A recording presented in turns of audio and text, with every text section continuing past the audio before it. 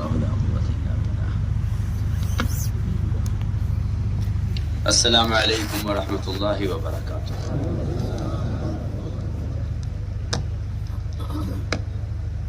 الحمد للہ وحدہ والصلاة والسلام علی من لا نبی بعدہ. اللهم صل على سيدنا مولانا محمد وعلى آل سيدنا مولانا محمد كما صليت على إبراهيم وعلى آل إبراهيم إنك حميد مجيد. أما بعد فأعوذ بالله من الشيطان الرجيم. بسم الله الرحمن الرحيم. وما كان المؤمنون لينفروا كافة فلولا نفر من كل فرقة منهم طائفة ليتفقهوا في الدين ولينذروا قومهم إذا رجعوا إليهم لعلهم يحذرون. وقال عليه الصلاة والسلام أنا لكم من منزلة الوالد أعلمكم.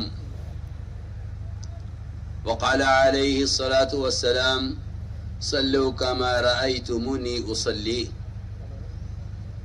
وقال عليه الصلاة والسلام خذوا عني مناسككم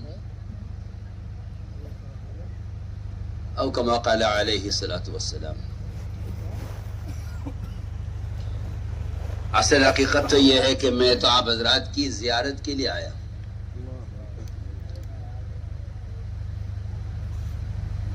اور اس زیارت کے ساتھ ایک بہت اہم بنیادی غرض اور طلب لے کر آیا.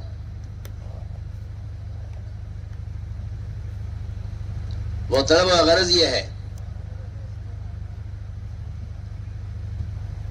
کہ علماء کی امت کو شدید ترین ضرورت ہے، لیکن عوام علماء کے درمیان ایک ایسی خلیج ہے جس کا اندمال ایک بڑا جہاد چاہتا ہے. اور اس خلیج کے دو سبب ہیں. ایک سبب یہ ہے پہلا کہ اخبار، رسائل، ذرائع ابلاغ انہوں نے خاصی خلیج پیدا کر دی ہے عوام علماء کے درمیان. اور دوسری بات یہ ہے جو بہت ہی زیادہ تشویشناک اور افسوسناک ہے، وہ یہ ہے کہ علماء کی جماعت وہ آپس میں ایک دوسرے کے اقوال، ایک دوسرے کے مذہب، ایک دوسرے کی بات کی تردید میں مشغول ہو گئی.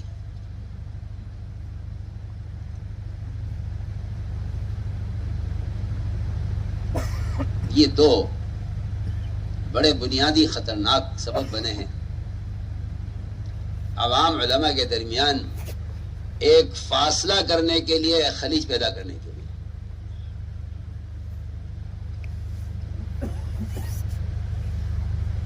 ہمارے اس کام کا بنیادی مقصد جو تھا اور نفر کا جو اصل بنیادی مقصد، نفر کا جو اصل مقصد بعثت نبوت کے زیادہ قریب ہے، قتال سے بھی بڑھ کر. اس نقل و حرکت کا اور نبی کی بعثت کا اصل مقصد امت کو دین کی تعلیم دینا اور امت کو جہل سے نکالنا تھا.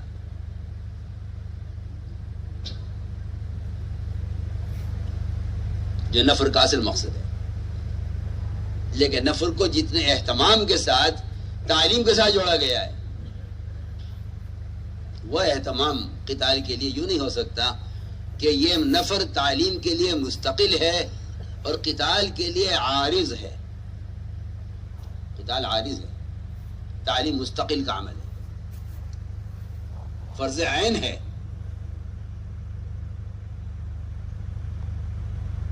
کہ نفر کا جو اصل مقصد تھا وہ تھا جو نبی کی بعثت کا مقصد تھا، کہ امت تک علم پہنچے اور امت کو جہل سے نکالا جائے، یہ اصل مقصد تھا نفر کا. لیکن یہ دو چیزیں ہیں، ایک علماء کی آپس کی مشغولی بڑھ گئی اور عوام کنارے ہو گئی. دوسری بات یہ ہے کہ عوام علماء کے درمیان وہ اختلاط، وہ صحبت اور وہ اجتماع نہیں رہا. آپ مدارس دیکھ لیں، میں تو صاف طور پر عرض کرتا ہوں کہ 2%، 3% مسلمان مدارس میں ہوگا. یہ جو سیلاب ہے امت کا جو باہر چلا جا رہا ہے جہنم کی طرف، اس کی تعلیم کا، اس کی تربیت کا، اس کے توجیہ الی الحق کا لیے کیا سوچا ہے؟ اس کے لیے کیا سوچا ہے؟ اس لیے میں صاف طور پہ عرض کرتا ہوں کہ سہولت کے جتنے راستے ہیں اور نشر و اشاعت کے جتنے ذرائع ہیں، تعلیم کا فریضہ تو اللہ کی قسم اس سے ادا ہوتا نہیں ہے. اس سے تعلیم کا فریضہ ادا نہیں ہوتا.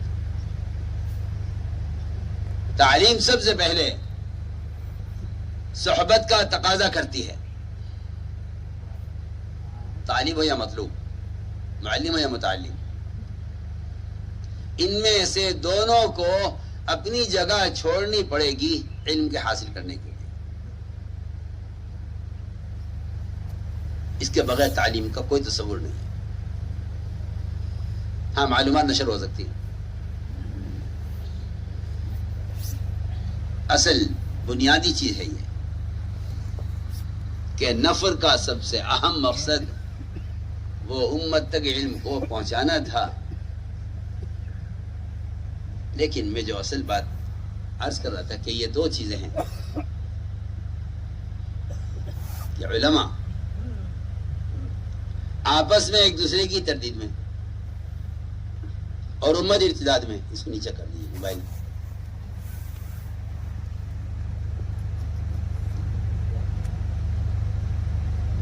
جی ہاں، امت ارتداد میں اور ہم ایک دوسرے کی تردید میں. اس پر ایک واقعہ مجھے یاد آتا ہے.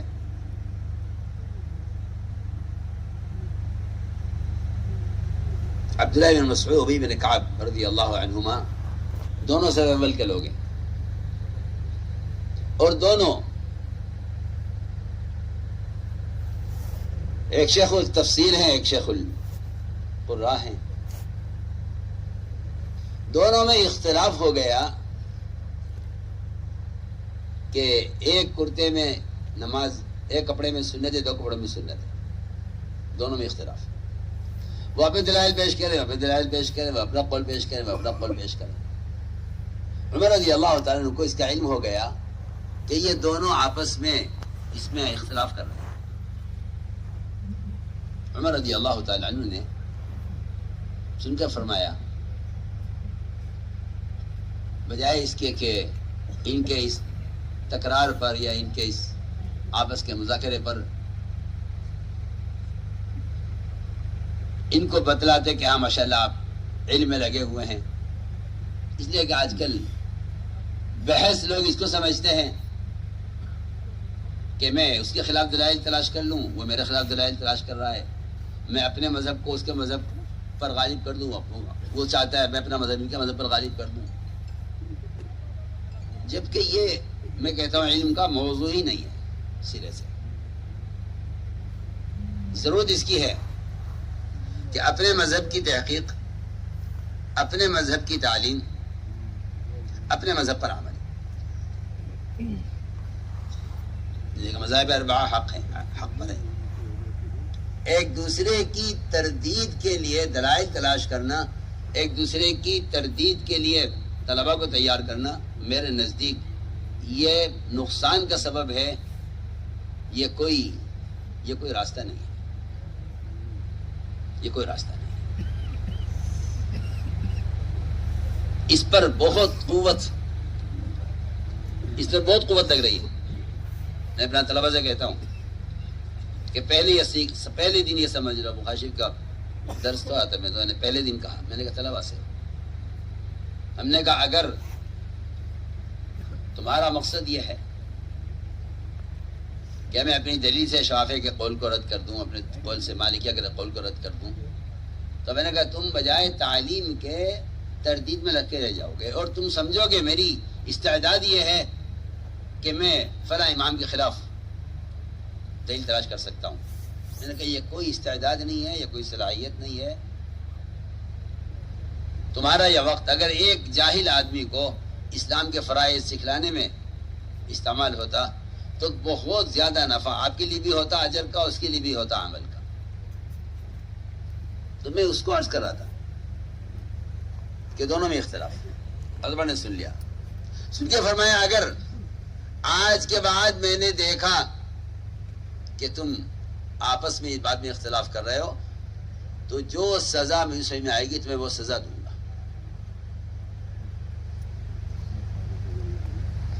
جو مجھے سزا سمجھ میں آئے گی تمہیں وہ سزا دوں گا، اگر آج کے بعد میں نے ایسا ہوتے ہوئے دیکھ لیا۔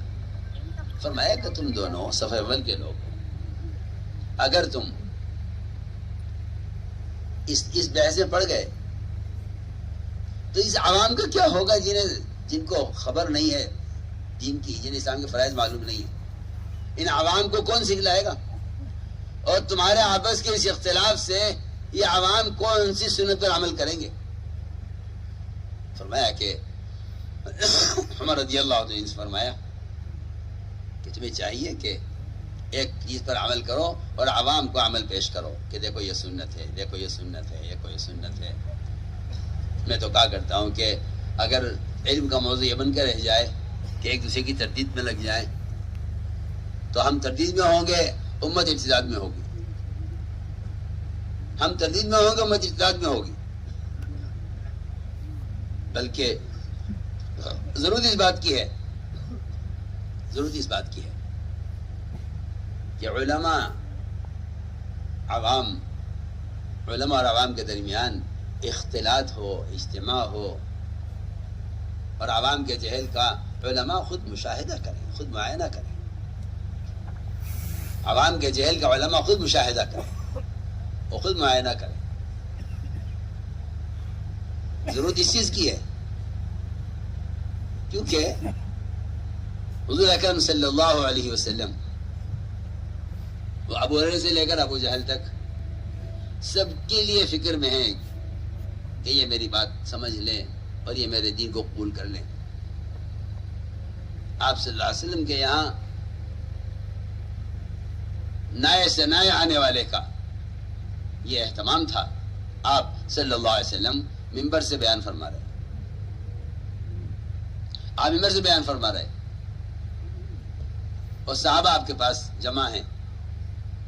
دروازے پر ایک شخص آ کر آواز لگاتا ہے سامنے سے، علی من الدین یا رسول اللہ، مجھے دین سکھلائیے۔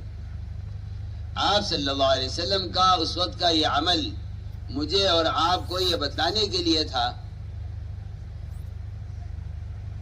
کہ جو لوگ طلب کے ساتھ بے شک علم حاصل کر رہے ہیں اور یہ اپنے فرائض سے واقف ہو چکے ہیں، یہ فرائض سے واقف ہو چکے ہیں، ان کو یہ زوائد اور فرائض سے آگے کی چیزیں یہ معلوم کر رہے ہیں۔ اس درمیان میں اگر کوئی نیا آدمی آ جائے جس کو نہ اسلام کے فرائض ہی معلوم نہیں ہے،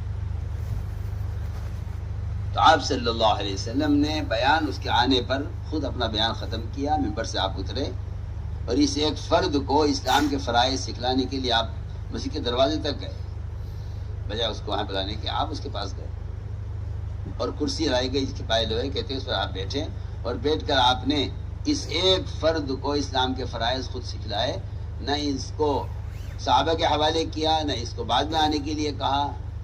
کیوں؟ میں اس کی مثال دیا کرتا ہوں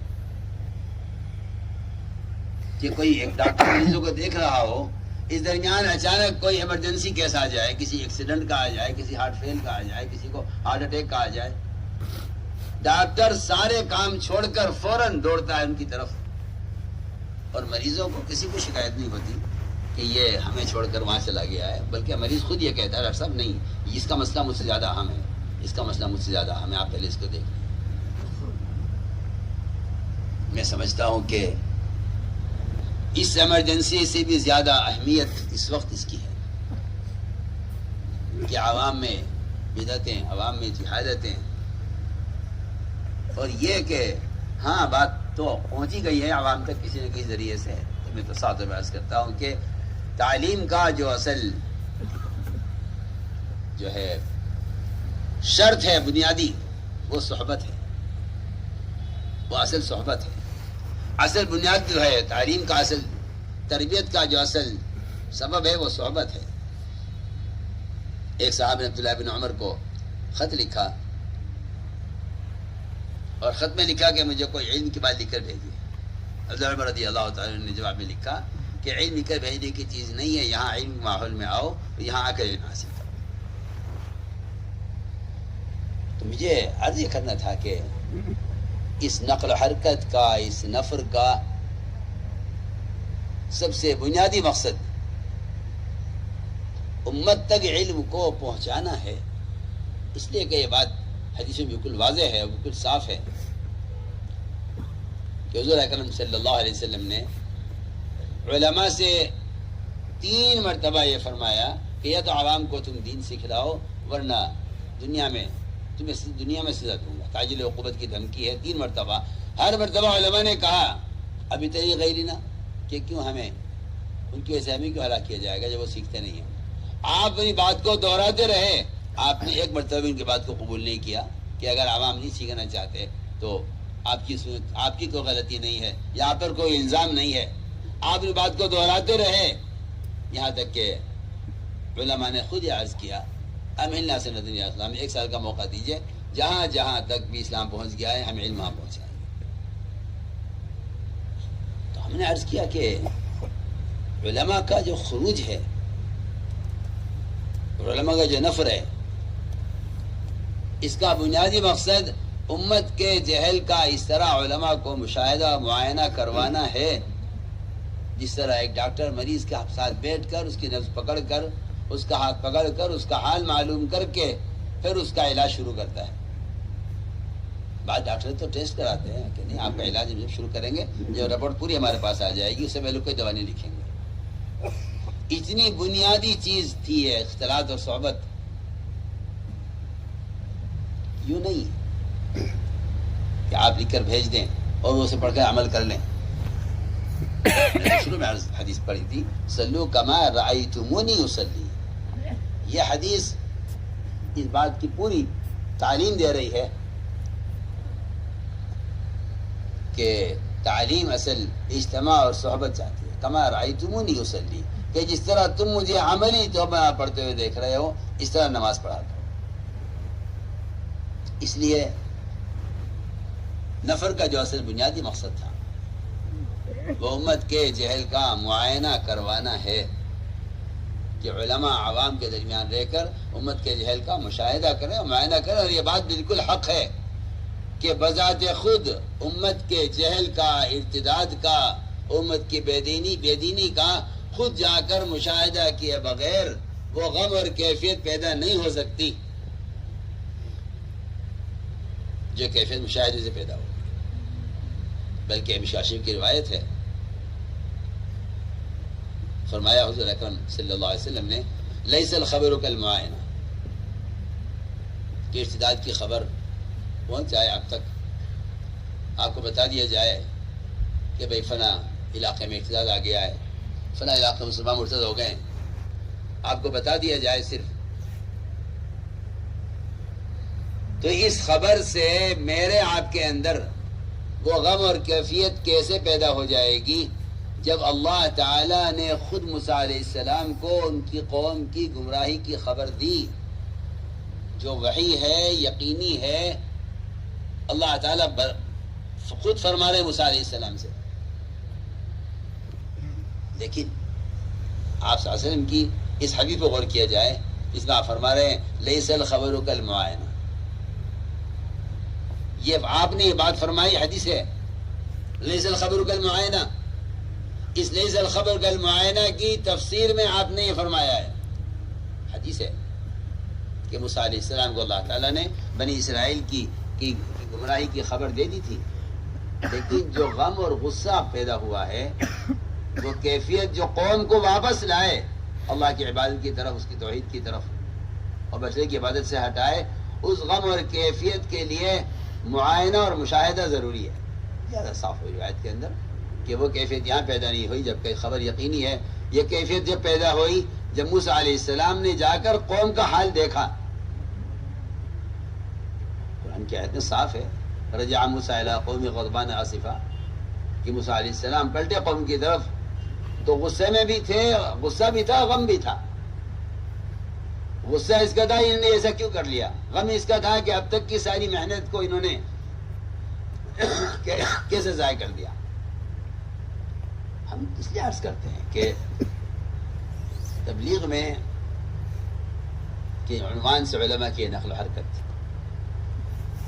اس لیے اس نفر کا سب سے گہرا قتال سے بڑھ کر جو رشتہ ہے اس نفر کا، وہ تعلیم کے ساتھ ہے۔ ہم سے تعلیم چاہتے ہیں، امت کو جہالت سے نکالنا چاہتے ہیں۔ عبداللہ بن عمر رضی اللہ تعالیٰ عنہ سے ایک صاحب نے مشورہ کیا کہ میں فلاں ملک میں جانا چاہتا ہوں جہاد کے لیے، فرمایا میں تجھے اس سے بہتر مشورہ دیتا ہوں، تو اپنے محلے میں مسجد بنا لے اور وہاں کے عوام کو اسلام کے فرائض سکھلایا کر، میں تجھے اس سے اچھا مشورہ دے رہا ہوں۔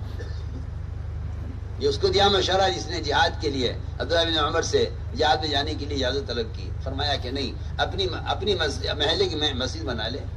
اور واقعی یہ آپ حضرات سے ہماری یہ درخواست ہے کہ صرف مدارس پر تعلیم کی ضرورت کو صرف مدارس کے لیے، مدارس تک اس کو محدود نہ رکھا جائے اور اس پر ہرگز کفایت نہ کی جائے۔ میں تو ساتھ بحث کرتا ہوں کہ مدارس علماء کے صرف بننے کی جگہ ہے، صرف علماء کے بننے کی جگہ ہے۔ اگر مدارس صرف مدارس علماء کے استعمال کی جگہ بھی صرف مدارس رہ گئے تو اس کا پہلا نقصان تو یہ ہوگا کہ ہر عالم معلم نہیں رہے گا، ہر عالم معلم نہیں رہے گا، ہر عالم معلم نہیں رہے گا، اور تعلیم کا جو دائرہ ہے وہ صرف ان طلبہ تک محدود رہ جائے گا جو طلبہ مدارس کے وقت فارغ کر لیتے ہیں۔ ہم تو اس علماء کی نقل و حرکت سے تعلیم کے نظام میں توسع چاہتے ہیں، اتنا توسع چاہتے ہیں کہ یہ نقل و حرکت پوری امت کا احاطہ کر لے، پوری امت کا احاطہ کر لے۔ ہمارے تبلیغ میں گشت ہے ہی تعلیم کے لیے۔ یہ تو بیچارے ناواقف لوگ ہیں جن کا خیال یہ ہے کہ تبلیغ میں جو گشت ہوتا ہے وہ ملاقاتوں کے لیے ہوتا ہے، دین کی بات پہنچانے کے لیے ہوتا ہے۔ میں کہتا ہوں بالکل غلط خیال ہے۔ تبلیغ میں گشت کا موضوع ہی یہ ہے کہ ایک جاہل کو اٹھا کر دکان سے اور اس کے ماحول سے اور اس کے جو ہے گندگی کو برائی کے ماحول سے اس کو اٹھا کر لاؤ مسجد میں، کسی عالم کے پالا کے اس کے حوالے کرو کہ وہ اس کو غسل کے فرائض سکھلائے۔ میں کہتا ہوں اگر گشت اس مقصد کے لیے تو کوئی گشت نہیں ہے۔ گشت کی اہمیت اسی فریضے کے لیے ہے، گشت کی اہمیت اسی فریضے کے لیے ہے۔ سال 2 سال 3 سال یہ تو صرف عوام سے ایک مناسبت پیدا ہو جائے اور عوام کے جہل کا اس طرح معائنہ و مشاہدہ ہو جائے جس طرح ایک ڈاکٹر مریض کا معائنہ کر لیتا ہے، پر علاج کی جگہ تو اصل مسجد ہے۔ اس لیے مجھے جو اصل مقصد ہے ہمارے علماء سے، اصل چیز جو مطلوب ہے وہ یہ ہے کہ اپنے اوقات کو اس کے لیے فارغ کریں کہ ہر مسجد مدرسہ بنے،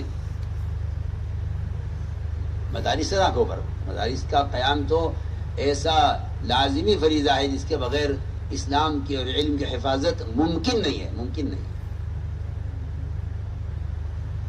یہ تو سب سے پہلا تقاضا ہے اس کا۔ لیکن علماء جو متخرجین ہیں، اگر یومیہ علماء مسجدوں کو وقت نہیں دیں گے، میں کہتا ہوں عوام کے جہل کا کوئی علاج نہیں. اور آپ یہ کہیں کہ لکھا ہوا ہے آپ کتاب لے کے پڑھ لیجئے, تو میں تو آپ سے, آپ کو برا نہ لگے, میں تو صاف تو بیان کرتا ہوں کہ یہ کسی نبی کی تعلیم کا طریقہ نہیں, کسی صحابی کی تعلیم کا طریقہ نہیں.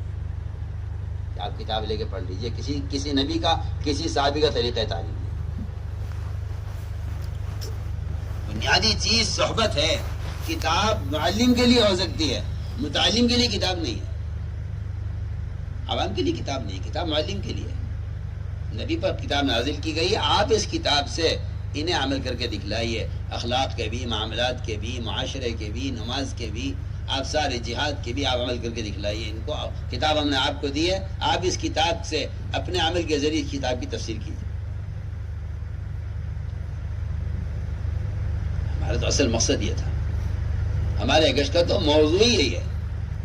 میں ساتھ سے بیان کرتا ہوں, ہمارا تبلیغ میں گشت کے دو موضوع ہیں, علم اور ایمان. علم اور ایمان یہ دو بنیادی فریضے ہیں جس پر سارے دین کا مدار ہے. علم اور ایمان دو چیزیں ہیں. اس علم اور ایمان میں کی تکمیل کے لیے, اس کی تعلیم کے لیے گشت ہے. بس علم اور ایمان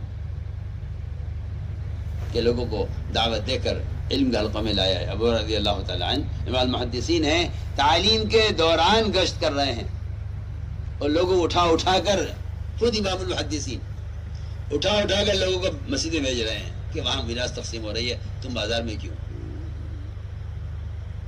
ان کا یہ عمل ہی بتلا رہا ہے کہ اصل گشت تھا اس کے کام کے لیے, کسی طرح مسلمان کو جہل اور گناہوں کے ماحول سے نکال کر اسے مسجد کے ماحول میں لایا جائے تاکہ یہ یہاں علماء کی صحبت میں رہ کر علم حاصل کرے اور ایمان کے حلقہ میں آ کر ایمان سیکھے. اس لیے ہم تو بحث کرتے ہیں کہ تبلیغ میں جو گشت کا اصل موضوع تھا, وہ گشت کا موضوع ہی اصل ایمان کی تکمیل ہے. مالی صاحب کا جو ملفوظ ہے کہ میں اس کام کو کوئی نام رکھتا تیرے کہ میں اس کا نام رکھتا, ہم صاف بحث کرتے ہیں کہ ہم تو گشت کرتے ہی اس لیے ہیں تاکہ ایمان کی تکمیل ہو. لوگوں کا اعتراض بھی ہوتا ہے کہ کیا گشت سے ایمان بنے. مجھے تو حیرت جب ہوتی ہے جب جاننے والے یہ کہتے ہیں, سوال کرتے ہیں کہ کیا گشت سے ایمان بنے گا. کہ تو ماشاءاللہ سب پڑھنے پڑھانے والے لوگ ہیں. امام بخاری رحمۃ اللہ علیہ کا مذہب ہے کہ ایمان میں زیادتی ہوتی ہے. امام بخاری کا مذہب ہے, امام بخاری کا یہ مذہب ہے کہ ایمان میں زیادتی ہوتی ہے. اور ان کا مستدل یہ ہے کہ معاذ بن جبل رضی اللہ تعالیٰ عنہ وہ لوگوں سے بازاروں میں ملاقاتیں کر کے کہتے تھے اجلس بنا نؤمن ساعتن, آؤ بیٹھو ہمارے ساتھ میرے پر ایمان لائیں. امام بخاری کا مستدل یہ ہے, حالانکہ آپ جانتے ہیں کہ امام بخاری رحمۃ اللہ علیہ مستدل بہت چھان پھٹک کر لیتے ہیں, ایسا کوئی عام روایت لے کر اپنا دل بنا لے, بلکہ امام بخاری رحمۃ اللہ علیہ اس چیز کو دل بناتے ہیں جس کو وہ اپنی جو ہے سند کے اعتبار سے قوی اور مضبوط سمجھتے ہیں, وہ ان کی دلیل ہوتی ہے. سب جانتے ہیں امام بخاری کا مستدل ہے. مذہب یہ ہے کہ ایمان بڑھتا ہے, مستدل یہ ہے کہ معاذ بن جبل رضی اللہ تعالیٰ عنہ لوگوں سے کہتے تھے اجلس بنا نؤمن ساعۃ. دوسری بات میں نے عرض کی ہے کہ ہمارا اگست کا جو اصل موضوع تھا وہ صرف فضائل کی تعلیم تک, تبلیغ میں فضائل کی تعلیم کا صرف تصور رہ گیا ہے. میرے نزدیک صرف فضائل کی تعلیم ایک ناقص عمل ہے جب تک مسائل کی تعلیم نہ ہو. میں صاف تو بحث کر رہا ہوں سب سے. یہ بات کہاں سے چل پڑی کہ بھئی ہمارا تو فضائل کی تعلیم ہے, میں تو مسائل کو نہیں چھیڑنے دیتا. میں تو صاف تو بحث کرتا ہوں کہ فضائل کی تعلیم تو ترغیب کے لیے ہے, مسائل کی تعلیم کے بغیر تو عمل ہوگا ہی نہیں, نہ قابل و قبول ہوگا اور اس کو عمل ہی نہیں کہا جائے گا جس عمل کے مسائل معلوم نہ ہو. لوگ شوق میں جتنی بدعتیں اور جتنی خرافات ہوتی ہیں وہ سب شوق میں ہوتی ہیں کیونکہ علم نہیں ہے. سب شوق میں ہوتی ہے کیونکہ علم نہیں ہے. تو میرے نزدیک صرف تبلیغ و فضائل کا تصور ہو کر رہ گیا ہے. اس پر ایک عرصہ گزرا ہے, اس پر کہ نہیں تبلیغ مسائل نہیں ہے. یہاں تک کہ اس کا نتیجہ یہ نکلا, میں تو صاف سے آپ سے کہتا ہوں, آپ اس کو شکوہ سمجھیں یا کہ ایک ایسا نظام بن گیا کہ علماء مدارس ایک طرف, تبلیغ جماعت ایک طرف. صاف بات. یہ جواب والے ہیں.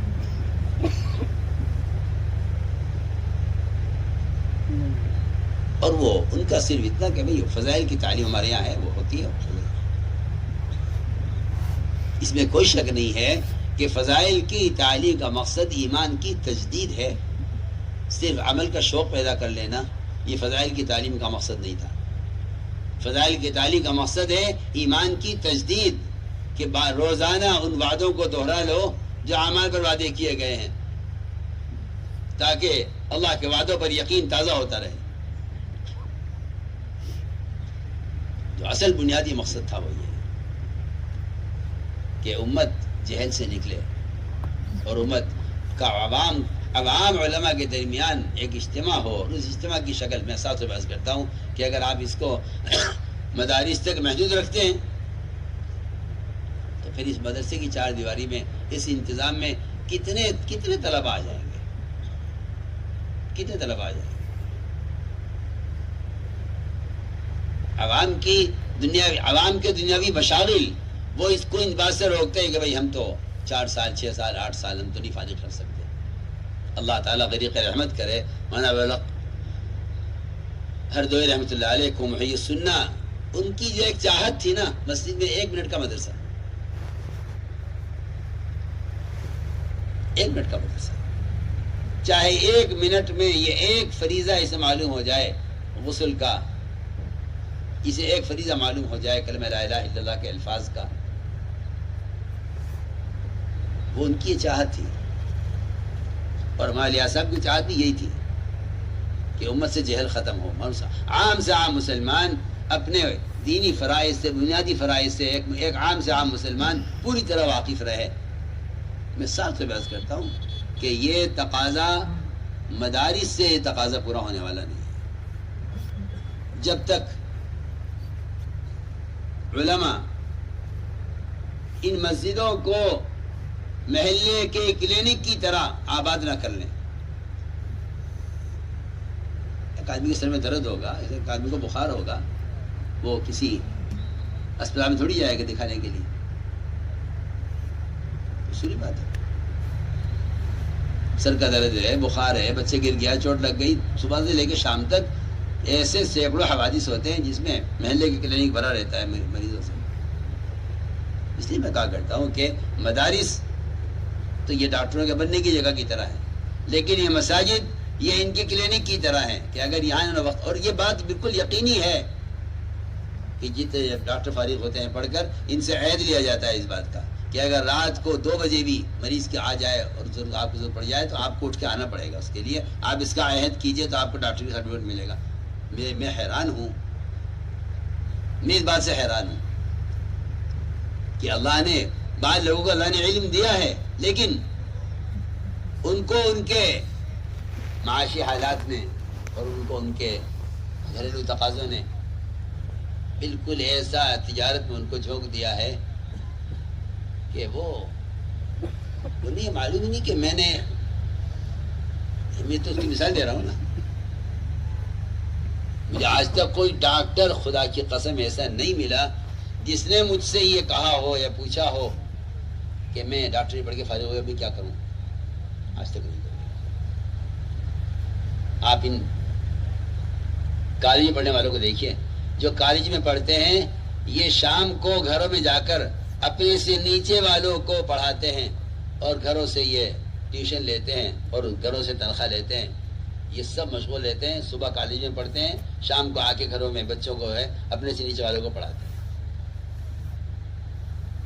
میں تو ساتھ میں بس کرتا ہوں کہ اگر ہر عالم معلم بن جائے تو امت سے جہل اس طرح ختم ہو جائے. اگر ہر مسلمان ہر مالدار زکوٰۃ دینے والا بن جائے، امت میں سے فقر ختم ہو جائے. لیکن اصل حادثہ یہ ہے کہ ہر عالم معلم نہیں، ہر عالم معلم نہیں. ہر عالم معلم ہو جائے تو امت سے جہل ختم ہو جائے. اسی لیے حضرت علی رضی اللہ فرمایا کرتے تھے کہ شرافت کا، انسانیت کا تقاضا ہے. اگر کسی میں کوئی شرافت انسانیت ہے تو وہ اپنے مقام پر رہتے ہوئے 3 کام ضرور کرے گا. اگر کسی میں شرافت انسانیت ہے تو وہ 3 کام ضرور کرے گا، کیونکہ 3 کام شرافت کے، انسانیت کے ہیں: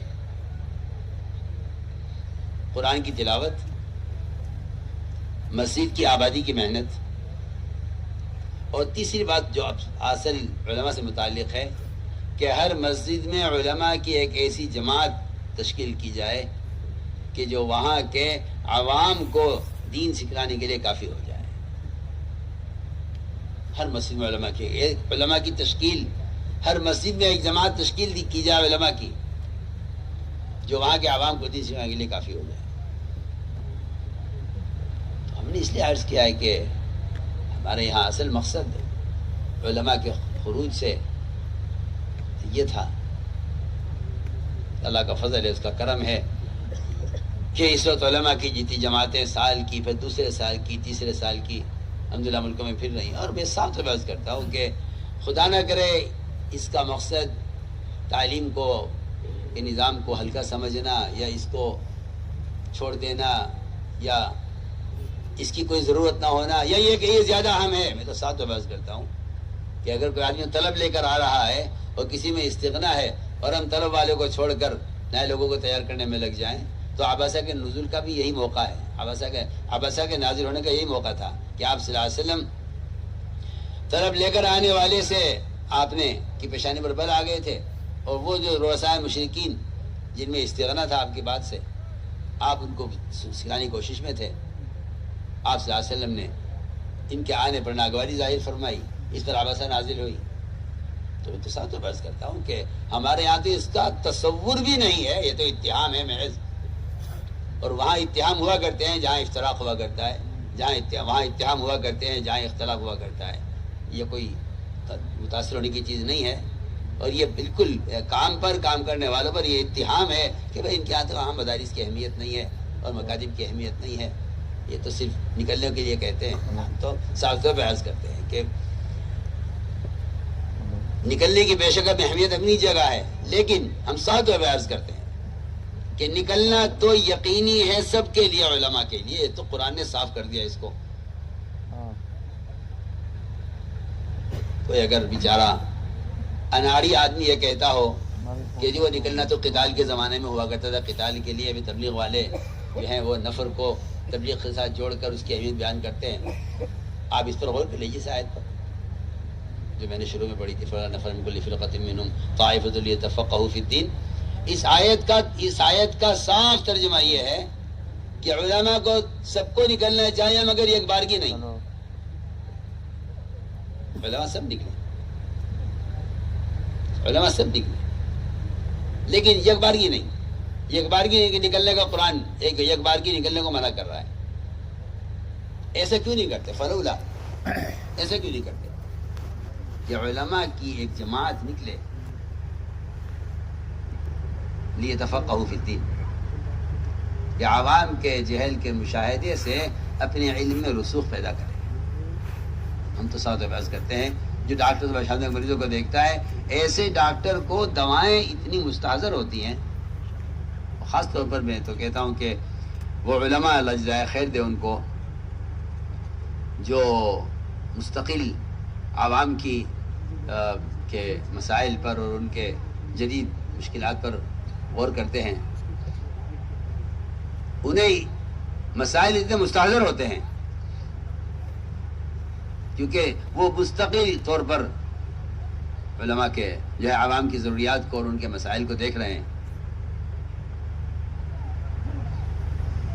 تو ہم یہ نہیں کہتے کہ آپ اس کو چھوڑیے، یہ کام غیر اہم ہے، یہ کام زیادہ اہم ہے، نہیں، بلکہ ہم یہ عرض کرتے ہیں کہ قرآن کہتا ہے کہ نکلنا تو سب کو ہے۔ ایسا کیوں نہیں کرتے کہ علماء کی ایک جماعت نکلے اور ایک جماعت مقام پر رہتے ہوئے جتنے بھی دینی تقاضے ہیں، طلب لے کر آنے والوں کی طلب ہے، تعلیم ہے، تدریس ہے، خطابت ہے، بہت سارے کام ہیں مسجدوں کے، کہ ان سارے کاموں کو یہ انجام دیں اور یہ اللہ کے راستے میں نکلیں۔ یہ نوبت بہ نوبت نکلنے کو قرآن صاف کہہ رہا ہے۔ ہم نے اس لیے عرض کیا کہ خروج تو سب کے لیے ضروری ہے. اسی لیے عبداللہ مبارک رحمۃ اللہ علیہ کے 6 مہینے کی نقل و حرکت، 6 مہینے کا جو ہے ان کا مقام برے کر درس دینا، اس نے ان کے علم کو امت میں اتنا معروف کر دیا، اور اس نے اتنی طلب پیدا کر دی، اتنی طلب پیدا کر دی کہ ان کے درس میں ان کی چھینک کا جواب دینے کا شور اتنا تھا کہ بادشاہ یہ سمجھا کہ ہمارے ملک پر کسی نے حملہ کر دیا ہے. کہ جی نہیں بادشاہ سلامت، ایسی کوئی گھبرانے کی بات نہیں ہے. وہ تو عبداللہ بارک کو چھینک آئی تھی، ان کے شاگردوں نے جواب دیا ہے. تو میں آپ سے ساتھ عرض کر رہا ہوں کہ یہ خروج اور نقل و حرکت علماء کا، اس سے عوام میں علم کی طرف بڑھے گی. یہ تعلیم کے نظام کو وسعت دینے کے لیے ہے. یہ نظام تعلیم میں مخل نہیں ہے، معاون ہے. ہاں بے شک کوئی آدمی بخاری شریف پڑھا رہا ہے، کوئی علمی شریف پڑھا رہا ہے، کوئی نسائی پڑھا رہا ہے، کوئی کنز پڑھا رہا ہے، کوئی کچھ پڑھا رہا ہے، کوئی کچھ پڑھا رہا ہے. اگر یہ پڑھا رہے ہیں تو یہ اپنی تعلیم چھوڑ کر چلے جائیں تو ممکن نہیں ہے. ہاں چھٹیوں میں، فراغت کے اوقات میں، یا متبادل کا انتظام کر کے. متبادل کا انتظام یہ ایک سنت طریقہ ہے. سنت طریقہ ہے متبادل کا انتظام، کہ ایک سنت طریقہ ہے کہ اس کام کو کون کرے گا. جب بلال رضی اللہ عنہ نکلنا چاہا تو حضرت نے پوچھوایا بلال تم جا رہے ہو لیکن اذان کون دے گا؟ مجھے پہلے مؤذن لا کر دو تمہارے جیسا معتمد اور معتمن، وہ لاؤ میرے پاس. ایسا مؤذن لاؤ جسے آپ صلی اللہ علیہ وسلم کے زمانے میں اذان دی ہوئی ہو. دیکھیے آپ اس مؤذن کو حضرت بلال سے تلاش کروایا، اور جب آگے کہا جی سعد قرض وہ اذان دیں گے میری جگہ، میں آپ تم جا سکتے ہیں. آپ اندازہ کریں جہاں ایک مؤذن کی جو ہر آدمی کر سکتا ہے آسانی سے، ایک مؤذن کے لیے جب اہتمام ہو رہا ہے متبادل کا، تو پھر ایک مفتی کے لیے اور ایک محدث کے لیے اور ایک فقیہ کے لیے اور ایک معلم کے لیے بتائیے اس کا انتظام کتنا اہم ہوگا. متبادل کا انتظام کرنا کتنا اہم ہوگا. یہ بھی نہیں کہا کہ بھائی تم مت جاؤ، تم اذان دیتے ہو تم مت جاؤ، میں کہ نہیں متبادل لاؤ اور جاؤ. تو دین کے شعبے چھڑوانا مقصود نہیں ہے. اللہ کا فضل ہے، ہم تو ساتھ بحث کرتے ہیں کہ جو جماعتیں ہمارے ملک میں جاتی ہیں سال کے لیے، میں خود پوچھتا ہوں ان سے، اور ہمارے ساتھیوں کو میں نے تاکید کی ہوئی ہے کہ ان سے معلوم کرو کہ انہوں نے اس پورے سال کے خروج میں باہر کے ملکوں میں کہاں کہاں مدارس کے قائم کرنے کی کوشش کی ہے، اور کہاں کہاں انہوں نے وہاں کے علماء کو متوجہ کر کے اور وہاں کے اہل ثروت کو اور وہاں کے باحثیت لوگوں کو متوجہ کر کے وہاں مدارس کی قائم کرنے کی فکر کی ہے. جس طرح علماء عوام کی نقل و حرکت سے مسجدوں کا آباد کرنا مقصود ہے، اللہ کی قسم علماء کی نقل و حرکت سے ہم سارے عالم کے ممالک میں وہاں اسی طرح مدارس کا نظام قائم کرنا چاہتے ہیں. یہ ہمارا بنیادی مقصد ہے، یہ ہمارا بنیادی مقصد ہے. میں پوچھتا ہوں کہ تم بتاؤ کتنے علاقوں میں تم نے وہاں کے عوام کو، وہاں کے خواص کو، وہاں کے علماء کو متوجہ کیا ہے کہ بھئی آپ ہمارے ہوتے ہوئے یہاں کوئی ایک بنیاد ڈالنے مدرسے کی. ہم تو روزانہ ہمارے پاس بیرون سے باتیں آتی ہیں، ہم کہتے ہیں تم اپنے بچوں کو بھیجو ان ملکوں میں، وہ وہاں سے علم حاصل کر کے آگے تمہارا مدارس قائم کرو. ہمارا تو خروج کا مقصد ہے مدارس کو قائم کرنا. تو ہم تو کہتے ہیں کہ علم کو امت تک پہنچانے کی نقل و حرکت ہے. باقی میں رہ گیا کہ بھئی ہمارے تو اور بھی کام ہیں. بعض اللہ مجھے معاف فرمائے، بعض علماء ماشاءاللہ علماء ہوتے ہیں، پھر فراغت کے بعد وہ تجارت میں یا ملازمت میں یا دوسرے کاموں میں مشغول ہو جاتے ہیں. اور اس میں کوئی شک نہیں ہے کہ بعض لوگوں کے گھریلو حالات ایسے ہوتے ہیں کہ وہ شوق میں پڑھوا لیا اور پڑھنے کے بعد پھر وہ فارغ ہو گئے. اور فراغت کے بعد گھر کے تقاضوں نے انہیں کسی کام میں مشغول کر دیا. ایسے کیا عرض کروں، بات افسوس کی بھی ہے، شرم کی بھی ہے، لیکن عبرت کے لیے کہنا بھی ضروری ہے. میں ایک ملک کے ایئرپورٹ پر تھا سفر میں، جہاز دوسری فلائٹ میں تاخیر کافی تھی، تو میں بیٹھا ہوا تھا انتظار میں، کھانے کا وقت آیا تو ایک صاحب مشرہ ایئرپورٹ پر، مشرہ لیکن انگریزی لباس، وہ کھانا بھی لے کر آئے، میز بھی انہوں نے صاف کی. میں اس کی شکل دیکھتا رہا، میں نے کہا وجے اس کی پیشانی سے مجھے اندازہ ہے کہ یہ عالم ہے، اس لیے کہ نور چمکتا ہے اور ہر ایک کو نظر آ جاتا. تو بربادی کیا تھی. مجھ گناہگار کو محسوس ہوا کہ آدمی عالم معلوم ہوتا ہے. میں نے بالکل بلا جھجک اس سے پوچھا نہیں کہ آپ عالم ہیں. میں نے کہا کہاں سے فراغت ہے، کہاں سے فراغت ہے؟ اس نے بتایا کہ مظاہر سے میری فراغت ہے. یہاں کیا میں آپ سے کیا اپنا نہ رہوں آپ سے. اس کی استعداد، اس کی صلاحیت، اور وہ ایک ایئرپورٹ کے لانج میں میز صاف کر رہا ہے.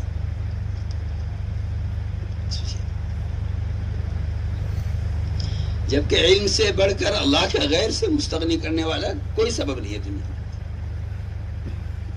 ایک سارے اسکول کالج کے پروفیسران کو دیکھو، ان کی ساری ضروریات، ان کے سارے تقاضے، ان کی ساری خواہشات حکومت پورا کرتی ہے کہ ہماری تعلیم دے رہا ہے. مولانا صاحب کے بیان کا میں آپ کو ٹکڑا سناتا ہوں، بالکل اسی طرح سے لکھا ہوا ہے اس کے بیان میں. فرماتے تھے رزاق کے علم کو امت تک پہنچانے میں مسلمان کو پلنے کا یقین نہیں ہے، لیکن حکومت کا جہل پڑھا کر ان پروفیسران کو پلنے کا یقین ہے. یہ حضرت کا بیان کا جملہ میں اسی طرح نقل کر رہا ہوں، اس طرح نے بیان کیا ہے. میں نے کہ اس کو اس کی حالت یہاں پہنچا دیا. تو میں نے عرض کیا کہ یہ ایک فرد نظر آ گیا، کسی کو نظر آ گیا، ایسے سینکڑوں ہزاروں لوگ ہیں.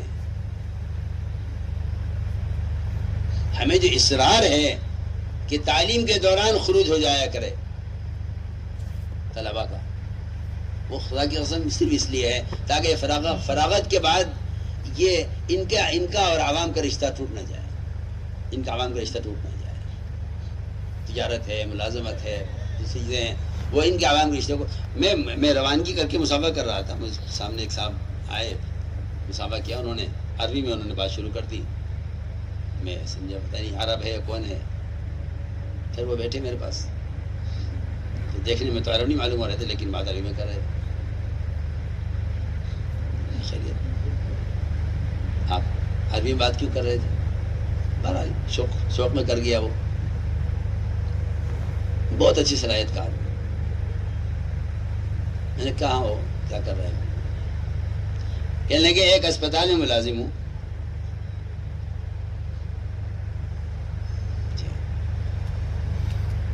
اور کہتا ہے کہ 15 گھنٹے کی ڈیوٹی ہے.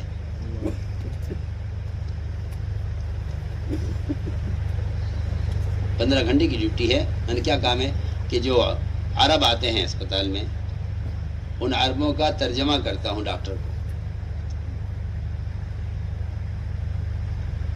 میں نے کہا یہ جسم کا امراض لے کے جو آ رہے ہیں، تو نے سارا وقت ان کو دے دیا. وہ جو روحانی امراض کے عوام تیرے محلے میں ہیں، ان کے لیے تیرے پاس کتنا وقت ہے؟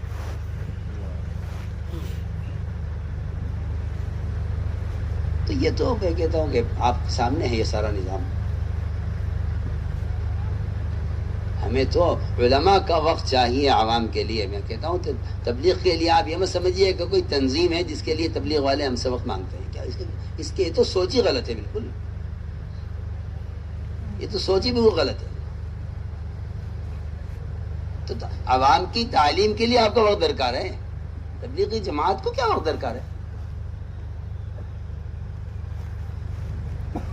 یہ سمجھنا کہ میں کسی تحریک سے وابستہ ہونے جا رہا ہوں یا کوئی الگ کام ہے.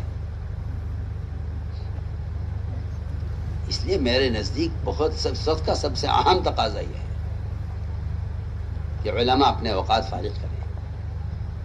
اللہ تعالیٰ غریق رحمت کرے مولانا ابوالحسن ندوی رحمۃ اللہ علیہ کو. وہ ایک علماء کو ایک ایسا سبق دے گئے ہیں اور ایسی عمیق نصیحت کر گئے ہیں کہ میں سمجھتا ہوں کہ اس فتنوں کے دور میں اگر حضرت مولانا علی میاں رحمۃ اللہ علیہ کے اس بات پر عمل نہ کیا گیا تو امت باطل کے انقلاب سے پچھتا سے بچ نہیں سکے گی. وہی فرما گئے کہ میرے نزدیک مدارس کے اور ختم بخاری کے محلے محلے ختم بخاری کا ختم ہو اور محلے محلے میں مدارس قائم ہو. اس سے زیادہ شدید ضرورت اس کی ہے کہ ہر مسجد کو مدرسہ بنایا جائے, مکتب بنایا جائے اور مکتب کا اور مکاتب کا جال بچھا دیا جائے. مکاتب کا جال بچھا دیا جائے. میں تو یقینی قسم کھا کر کہہ سکتا ہوں کہ جس مسجد کا جو مسجد علماء کے حلقوں سے فارغ خالی ہے اور عوام اور علماء کا جس مسجد میں اختلاط نہیں ہے, اس مسجد کے اطراف میں جہل اور بدعتیں اور خرافات جتنی بھی ہوں کم ہیں. اس کے علاوہ کوئی راستہ نہیں ہے. اللہ کا فضل ہے, اب تو اللہ نے کرم فرمایا کہ علماء بھی اور مدرسے کے طلبہ بھی, اس لیے کہ اللہ کا کرم ہے, اس کا فضل ہے کہ مرکزیت کسی کی ذات کے ساتھ نہیں ہوتی. مرکزیت میں اللہ تعالیٰ نے یہ ایک خاصیت رکھی ہے کہ جو بات مرکز سے کہی جائے گی اس کی استعدادی پیدا ہو جائے گی, وہ بات عمل میں بھی آ جائے گی, اگرچہ لوگ اس کی مخالفت کریں. مخالفت اس اعتبار سے کہ بھئی یہ زمانے کی چیز, زمانے میں چلنے والی چیز نہیں ہے, لہٰذا اس کو چھوڑ دیا جائے. ہم نے عرض کیا کہ مدارس کے طلبہ یہ عصر کے بعد کھیلنے کے لیے نکلتے ہیں. نے کہا ٹھیک ہے ہوا خوری کے لیے نکلنا ہے, لیکن تم یہ نیت کر لو طلبہ کہ ہم اپنے مدرسے سے اس مسجد تک جائیں گے اور وہاں اس مسجد میں عصر سے لے کر مغرب تک عوام کو وہاں جمع کر کے انہیں غسل کے فرائض, وضو کا طریقہ, نماز کا رکوع سجدے کا طریقہ ان کو سکھلائیں گے. اللہ کا فضل ہے, جب یہ بات چلی تو ابتدا میں تو بہت ساتھیوں کو عجیب سے لگی. میں نے کہا تم غور کرو نا, تمہارے محلے میں تمہارے پڑوسی کو سورہ فاتحہ کے خبر نہیں, سورہ فاتحہ کسے کہتے ہیں, اسے کلمہ یاد نہیں ہے, اور یہاں تعمیم بالجہر پر گھنٹوں بحث ہو رہی ہے. تعمیم بالجہر پر گھنٹوں بحث ہو رہی ہے, تعمیم بالجہر پر. اس کے رد کر رہا, وہ سے رد کر رہا, وہ سے رد کر رہا, وہ سے رد کر رہا. میں تو شروع بات یہاں سے عرض کی تھی کہ علماء کا بہت سا وقت اس میں ضائع ہو رہا ہے, بہت وقت ضائع ہو رہا ہے. وہی پوچھتا ہے یہ جواب دو, وہی پوچھتا ہے وہی جواب دو, یہ پوچھتا ہے یہ جواب دوں. حالانکہ آپ صلی اللہ علیہ وسلم کی ایک حدیث ہے اور وہ بڑی کام کی حدیث ہے میرے آپ کے سب کے لیے. آپ نے فرمایا دعونی ما ترکتکم, یہ دعونی ما ترکتکم یہ ایک قیامت تک کے لیے ایک اصول ہے علماء کے لیے کہ اس حدیث کا تقاضا یہ ہے کہ علماء کو چاہیے کہ عوام کے محمل سوالات کی طرف توجہ نہ دیں, عوام کے محمل سوال کی طرف توجہ نہ دیں. دعونی ما ترکتکم کیا مطلب ہے اس کا؟ اس کا مطلب یہ ہے کہ جو کام کرنے کے لیے آپ سے کہا گیا ہے آپ اس کے بارے میں سوال کیجیے. چنانچہ آپ دیکھیے بہت ساری احادیث ہیں, وقت تنگ ہے, بہت ساری روایتیں ہیں ایسی جس نے آپ صلی اللہ علیہ وسلم نے سائل کی طرف التفات نہیں کیا جبکہ ایک آدمی سوال کر رہا ہے. حج کا حکم آیا, حج کی فرضیت کا, تو ایک صاحب نے کہا رسول اللہ ہر سال حج فرض ہر سال کرنا ہوگا. آپ نے اسے رخ پھیر لیا, اسے دوبارہ سوال کیا, میں پھر اعراض کیا, اس نے تیبارہ سوال کیا, آپ نے پھر اعراض کیا. کیوں اعراض کر رہا ہے آپ کہ شاید یہ سوال سے بعد آ جائے. سوال یہ محمل سوال تھا کہ کیا ہر سال حج کرنا ہوگا. اس کو جائزہ کہ یہ پوچھتا کہ حج کا طریقہ کیا ہے, حج کیسے کریں, کب کریں, کیسے کریں, معلوم کہ فرض ہو گیا, کب کریں کیسے کریں. اس نے سوال یہ کیا کہ حج کیا ہر سال کرنا ہوگا. آپ نے 3 مرتبہ اعراض کیا، پھر میں نے فرمایا اگر میں ہاں کر دیتا تو ہر سال حج فرض ہو جاتا. بتائیے آپ. میں نے غور کیا اس پر قرآن میں، تو جہاں سوال نبی کے کام سے متعلق ہے، شریعت سے متعلق ہے، وہاں جواب سائل کے ہٹنے سے پہلے آ گیا. بلکہ بعض مواقع تو ایسے ہیں کہ ابھی سائل کی بات پوری نہیں ہوئی اور جواب آ گیا، کیونکہ اللہ تعالیٰ کو خبر ہے کہ آگے کیا کہنے والا ہے سائل. اور بعض مواقع ایسے ہیں ایک سوال یہودی نے کیا ہے، ایک سوال یہودی نے کیا ہے. یہود اور کفار جمع ہوئے، آپ سے سوال کیا اصحاب کہف کے اور جو ہے بارے میں، اور ذوالقرنین کے بارے میں، اور روح کے بارے میں. تو یہ سوال آپ کو اس کی ضرورت ہی نہیں تھی، نہ آپ کو جواب دینے کی ضرورت ہے، نہ آپ کو بتانے کی ضرورت ہے کہ میں عالم الغیب ہوں. بالکل ضرورت نہیں تھی. اللہ نے فرمایا کہ آپ سر جواب دے کے ان کو فارغ کر دیجیے، اور آپ کو لوگوں سے پوچھنے کی بھی ضرورت نہیں ہے. بھائی یہ مجھے بات معلوم نہیں ہے، پوچھنے میں کیا جواب دوں. اور اس سوال کے جواب میں بعض روایتوں میں تو مہینہ ہے، روایت میں کہ 1 مہینہ آگ لگ گیا اس سوال کے جواب کے آنے. بعض روایتوں میں تو 1 مہینہ ہے، بعض روایتوں میں 15 دن کا ذکر ہے کہ 15 دن کے بعد جواب آیا. کیونکہ سوال آپ کی نہ آپ کے طریقے سے متعلق ہے، نہ آپ کی شریعت سے متعلق ہے. اور سائل کا جو سوال ہے وہ تو انہوں نے ابھی ہمارا دین قبول نہیں کیا، وہ سوال کر رہے ہیں آگے آپ سے. آپ ان کے جواب کی کوشش میں مت پڑیے. فلا تمہاری فی ملا میرا ظاہرہ ولا تستطع فیہ منہم احدا. ادھر دوسرا سوال بھی یہودی نے کیا ہے. انہوں نے یہ سوال کیا آپ سے آ کر کہ حضرت محمد یہ بتائیے کہ مسجد کے زمین کے ٹکڑوں میں کون سا ٹکڑا اللہ تعالیٰ کو مبغوض ہے اور کون سا محبوب ہے. آپ نے فرمایا، آپ نے کہا مجھے اس کا علم نہیں. جبرائیل فوراً جواب لے کر آئے اسی وقت، کیونکہ سوال آپ کے کام سے متعلق تھا. جبرائیل اتنا خوش آئے، کہنے لگے یا رسول اللہ آج تو اللہ تعالیٰ کا مجھے وہ قرب ملا ہے جو اس سے پہلے کبھی نہیں ملا. مسجد کے بارے میں سوال تھا تو اللہ کا وہ قرب ملا جو کبھی نہیں. میں کہا کرتا ہوں کہ جبرائیل جو اس طریقہ عبادت کے مکلف نہیں ہیں، ان کو تو صرف سوال کرنے پر اتنا قرب مل گیا. جو عملی طور پر مسجدوں کو وقت دیں گے وہ کتنا قرب پائیں گے. ایک سوال درمیان میں آیا، نے کہا جو عملی تو ویسے کریں گے، جس کے مکلف ہیں وہ کتنا قرب پائیں گے. جب جبرائیل جو اس طریقہ عمل کے مکلف نہیں ہے، انہیں صرف سوال کرنے پر اتنا قرب مل گیا. جبرائیل کہتے ہیں روایت میں کہ اس سے پہلے میں اتنا قریب کبھی گیا ہی نہیں اللہ کے، جتنا قریب اس دن گیا ہوں جب آپ سے سوال کیا گیا کہ کون سا زمین کا حصہ مبغوض ہے، اللہ کون سا محبوب ہے. تو آپ نے یہودی کو فوراً جواب دیا کہ اللہ تعالیٰ کو بازاروں سے نفرت ہے، ہمارے سے محبت ہے. مشہور روایت ہے. تو میں نے عرض کیا کہ یہ المیہ ہے اس زمانے کا کہ منکرات مختلف ہی ہو گئے ہیں. وہ کہتا ہے جائز ہے، وہ کہتا ہے ناجائز ہے، وہ کہتا ہے حلال ہے، وہ کہتا ہے حرام ہے. منکرات مختلف ہی ہو گئے. میں کیا بتاؤں آپ کو، جب معروفات مختلف ہی تھے تو وہ رحمت تھی، کیونکہ معروفات کے مختلف ہی ہونے میں ساری سنت پر عمل ہو رہا تھا. شواب یوں کہتے ہیں، حنابلہ یوں کہتے ہیں، مالک یوں کہتے ہیں. سب کے پاس دلیل ہے، سب کے پاس سنت ہے، ان کے پاس بھی سنت ہے، ان کے پاس بھی سنت ہے. ترجیح کس کی کرے؟ سنیے اوپر والوں کا حال یہ تھا پہلوں کا کہ وہ ایک دوسرے کے احترام میں ان کے طریقے پر عمل کر لیا کرتے تھے. امام ابو حنیفہ رحمۃ اللہ علیہ کی قبر کی زیارت کے امام شافعی رحمۃ اللہ علیہ نے، اور وہاں فجر کی نماز پڑھی، اور فجر کی نماز میں نہ بسم اللہ میں جہر کیا، نہ قنوت میں جہر کیا. امام ابو حنیفہ کے طریقے پر عمل کیا امام شافعی رحمۃ اللہ علیہ نے. نماز کے بعد ان کے اتباع کرنے والوں نے اعتراض کیا کہ جی آپ نے کیا کیا ہے؟ کہنے لگے اس قبر والے کی شرم میں، اللہ سنیے تو صحیح، اس قبر والے کی شرم میں میں نے ان کے طریقے پر عمل کیا ہے، اپنے طریقے پر عمل نہیں کیا. جو اس زمانے میں اللہ اکبر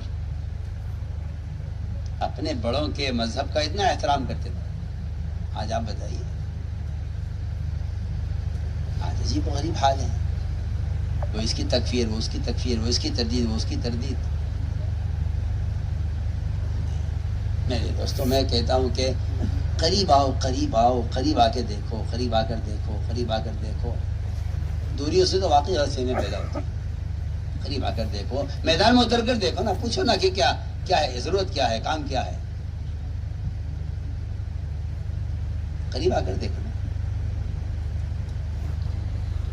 عبداللہ بن مبارک رحمۃ اللہ علیہ امام اوزاعی کے پاس آئے تو امام اوزاعی نے عبداللہ بن مبارک کو نصیحت کی کہ دیکھو یہاں ایک بدعتی آیا ہوا ہے، نئی نئی باتیں وہ چلا رہا ہے، بہت اس سے بات نہ کرنا، اس سے ملاقات نہ کرنا، اس سے بچ کر رہنا. خوب ڈرایا. پوچھا کیا نام ہے ان کا، کیا کون ہے؟ کہ ابو حنیفہ کہتے ہیں ان کو. سمجھ گئے عبداللہ مبارک امام اوزاعی کو غلط فہمی ہے ان کے بارے میں. گئے اور جا کر امام ابو حنیفہ رحمۃ اللہ علیہ کے بہت سارے مسائل ان کے جو مستنبط تھے وہ لکھے، اور جگہ جگہ کہیں کہیں نعمان یہ کہتا ہے، نعمان یہ کہتا ہے، نعمان یہ کہتا ہے. 3 دن تک مسلسل بیٹھ کر ایک کاپی تیار کی اور اس کاپی کو لے کر آئے اپنے ساتھ. امام اوزاعی نے پوچھا یہ کاپی کیسی ہے تمہارے پاس؟ او خراسانی، یہ کاپی کیسی ہے؟ کہ جی یہ تو کچھ مسائل ہیں فقہی اس کے اندر. لاؤ مجھے دکھلانا. ظاہر بات ہے وہ بھی اپنے زمانے کے بڑے عالم تھے. صبح سے لے کے رات تک پڑھی وہ کاپی اور پڑھ کر کہنے لگے کہ آخر یہ کون آدمی ہے یہ، اور میں تمہیں وصیت کرتا ہوں کہ اس آدمی کے ساتھ کی صحبت میں جا کے رہو، اس سے علم حاصل کرو، اس کا علم بہت گہرا ہے. ہمارے خراسانی نے کہا کہ یہ وہی صاحب ہیں جن سے ملنے کو آپ نے مجھے سختی سے منع کیا تھا اور جن کو آپ نے بدعتی کہا تھا، یہ وہی صاحب ہیں. اور میں ان میں نصیحت کرتا ہوں کہ ان کے ساتھ رہو، ان کی صحبت سے علم استفادہ کرو. تو میں کرتا ہوں کہ قریب آ کے دیکھنا چاہیے اور کہنے والے کی مراد تک پہنچنا چاہیے، یہ ضروری ہے. اگر کہنے والے کی مراد تک نہیں پہنچیں گے لوگ تو پھر بڑے بڑے فتنے، بڑے فساد ہوں گے. خالد رضی اللہ تعالیٰ عنہ نے جن لوگوں پر حملہ کر دیا تھا، ان کے سبانہ کہنے پر خالد نے حملہ کر دیا ان پر. آپ نے فرمایا اے اللہ، خالد نے جو کیا ہے میں اس سے بری ہوں. کیوں تم الفاظ میں کیوں الفاظ میں کھو گئے؟ تم مراد کیوں نہیں معلوم کی؟ وہ کہہ رہے ہیں سبانہ، ہم دین بدل چکے ہیں، ہم مسلمان ہو چکے ہیں. تم نے اسلمنا کیوں نہیں کہا، سبانہ کیوں کہا؟ آپ سوچیے تو صحیح، اس لفظی نزاع نے کتنا بڑا نقصان کرایا. آپ نے فرمایا کہ اللہ میں خالد کے فعل سے میں بری ہوں، جو اس نے کیا ایسی غلطی ہے، میرے سے بری ہوں. آپ سوچیے، بے گناہ لوگ مارے گئے ہیں سبانہ کہنے پر، جبکہ وہ سب کے سب اسلمنا کہہ رہے تھے. سبانہ لفظ استعمال کیا انہوں نے، ان کی مراد تھی اسلمنا، الفاظ تھے سبانہ. انہوں نے کہا اسلمنا کیوں نہیں کہا، سبانہ کیوں کہا؟ کیا بتائیے آپ.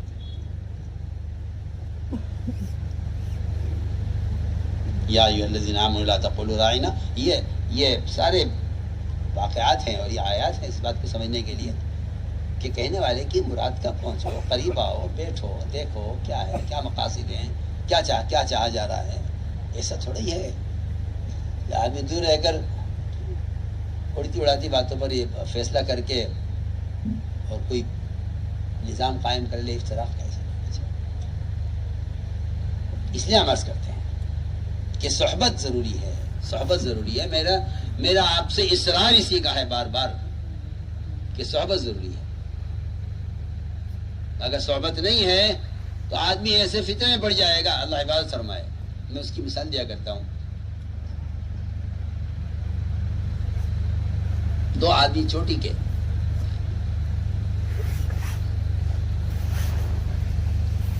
اس میں سید القراء تھے ابی بن کعب رضی اللہ تعالیٰ عنہ. سید القراء کہہ رہے ہیں،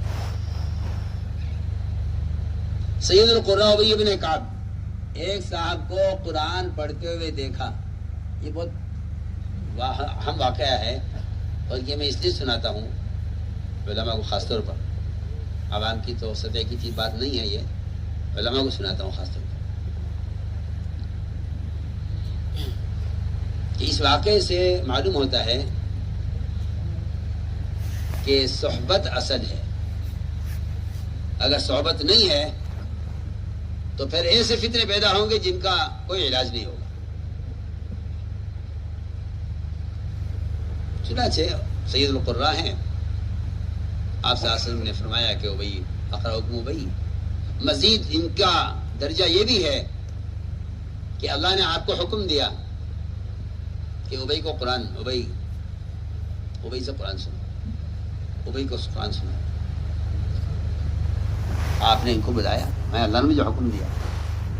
ابی ابن کعب نے کہا کہ اللہ نے میرا نام لیا ہے، کہ ہاں اللہ نے تمہارا نام لیا ہے. اس پہ وہ رونے بھی لگے. میں تو ان کا درجہ بتا رہا ہوں کہ کیا کس درجے کا آدمی ہے. لیکن ایک صاحب کو قرآن پڑھتے ہوئے دیکھ کے کعب ابن کعب نے کہا تم غلط پڑھ رہے ہو. ظاہر بات ہے کہ جب سید القراء کسی کو غلط کہہ رہا ہے تو وہ کیسے صحیح ہو سکتا ہے کہ تم غلط پڑھ رہے ہو. ایک اور آدمی آیا، اس نے قرآن پڑھا، کہا تم بھی غلط پڑھ رہے ہو. دونوں کو کہا دونوں غلط پڑھ رہے ہو.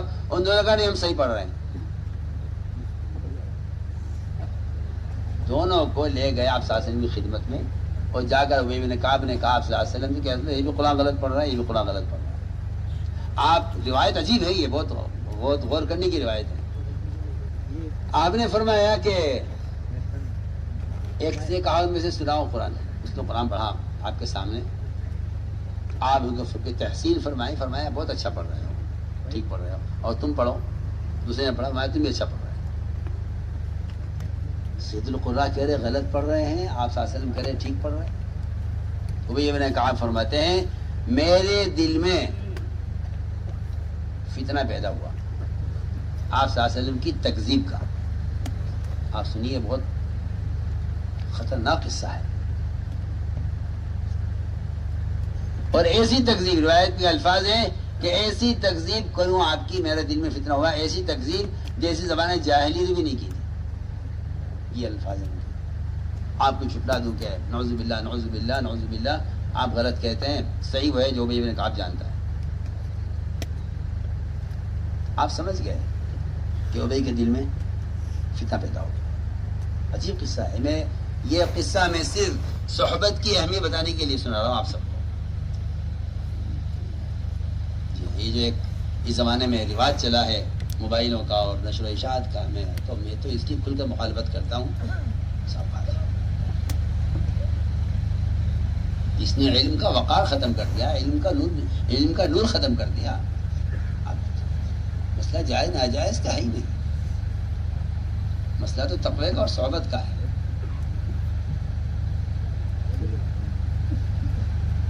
چنانچہ آپ سمجھ گئے کہ ابی کے دل میں فتنہ پیدا ہو گیا ہے. آپ نے کیونکہ صحبت وہ بتلائے گی. جب میں شروع سے کہہ رہا ہوں کہ وہ تو ڈاکٹر مریض بیٹھیں گے تو پتہ چلے گا نا اندر کیا ہو رہا ہے.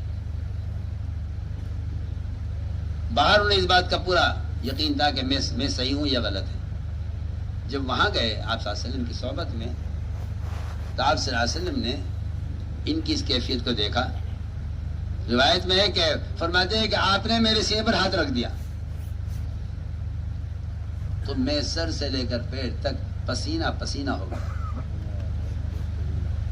اور فرماتے ہوئے کہ میرا اذعان اور یقین کا حال یہ تھا کہ میں اللہ تعالیٰ کو اپنی آنکھوں سے دیکھ رہا تھا.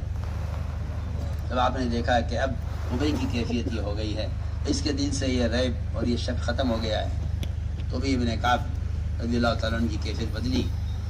تو آپ نے فرمایا کہ ابی، میں نے اللہ سے دعا کی تھی کہ اے اللہ میری امت تو امی ہے اور اس کے لیے ایک طرح سے پڑھنا مشکل ہو جائے گا، تو 7 طرح پڑھنے کی اجازت دے دے. اللہ تعالیٰ نے 7 طرح پڑھنے کی اجازت دے دی ہے. یہ بھی ٹھیک پڑھ رہا ہے، یہ بھی ٹھیک پڑھ رہا ہے. یہ میں آپ کو ایک مثال عرض کر رہا ہوں. جی ہاں، تصحیح کس طرح ہوگی؟ تو صحبت ہے جو دلوں سے ان فتنوں کو اور شکوک کو دور کرتی ہے. کہ قریب آ کے پوچھو، قریب آ کے دیکھو. اس لیے ہم نے عرض کیا ہے کہ اصل مقصد یہ تھا کہ علماء کی یہ صلاحیتیں عوام تک پہنچے ہیں. اس لیے حضور اکرم صلی اللہ علیہ وسلم نے اپنے علم کی مثال بادل سے دے کر نقل و حرکت کو تو ایسا ثابت کر دیا کہ علماء انبیاء کے وارث ہیں. اور یہ اس وراثت کا تقاضا یہ ہے کہ اس کو امت تک اسی طرح پہنچایا جائے جس طرح محمد صلی اللہ علیہ وسلم اللہ سے علم لے کر امت تک پہنچایا ہے. جس طرح آپ صلی اللہ علیہ وسلم مستفتی خود تیار کر رہے ہیں. مجھ سے پوچھتے کہ میں ٹہنی کیوں ہلا رہا ہوں. مستفتی کو متوجہ کر رہے ہیں. خذوا عنی مناسککم حج میں اعلان کر رہے ہیں. مجھ سے پوچھو. صحابی آگے حدیث کو نقل کرنے کے لیے درخت کی ٹہنی کو اسی طرح ہلا رہے ہیں. ایک یعنی مستفتی تیار کرنا کہ آپ اس سے پوچھئے. حسنین رضی اللہ عنہما سفر میں تھے. ایک بہت بوڑھا آدمی, بہت بوڑھا, اس کو دیکھا کہ اس نے نہر فرات سے اس نے وضو کیا اور بہت برا وضو کیا,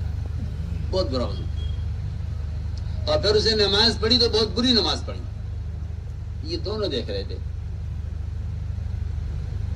حسین رضی اللہ عنہما انہوں نے کہا ان بڑے میاں کی عمر ختم ہو رہی ہے, وضو بھی ان کا ٹھیک نہیں ہے, نماز بھی ٹھیک نہیں ہے. ان کی نماز اگر ہم یہ کہ آپ کی غلط ہے تو ہم سے عمر بڑے ہیں. یہ کیسے کہیں ان سے عمر بڑے ہیں اور ٹھیک کرانا ضروری ہے, تو کیا کریں. دونوں مل کے مشورہ کیا کہ ہم بڑے میاں سے یہ کہیں گے چل کر کہ آپ تو ماشاءاللہ بوڑھے ہیں, آپ نے تو اللہ کے نبی کو بہت دیکھا ہوگا اور آپ نے تو بہت صحبت اٹھائی آپ صلی اللہ علیہ وسلم کی. ہم چاہتے ہیں کہ آپ ہماری نماز ٹھیک کرا دیں اور ہمارا وضو آپ ٹھیک کرا دیں, اور اس کی شکل یہ ہو سکتی ہے کہ ہم آپ کو وضو کر کے دکھلاتے ہیں, تو جو ہماری غلطی ہو آپ ٹھیک کر دینا. کیا ان لوگوں نے ان بڑی میاں کی نماز اور وضو کو درست کرانے کے لیے نہ ان کو کوئی کتابچہ دے دیا, نہ ان کو کوئی طریقہ دے دیا, بلکہ یہ کہا کہ ہم دونوں وضو کرتے ہیں, آپ دیکھ لیجیے. بڑے میاں ان کی وضو دیکھتے جاتے تھے اور اپنی غلطیاں یاد کرتے جاتے تھے. میں نے عرض کیا کہ اصل مقصد میرے دوستو یہ ہے کہ علماء تو بادلوں کی طرح ہیں, عوام میں زمین کی طرح جمود بھی ہے اور زمین کی طرح عوام خوش پڑی ہوئی ہے. ان کو علماء کی ضرورت ہے. ہم ملکوں میں جہاں بھی گئے, ہر ملک نے ہم سے رو کر ہاتھ جوڑ کر کہا خدا کے لیے ہمیں علماء کی.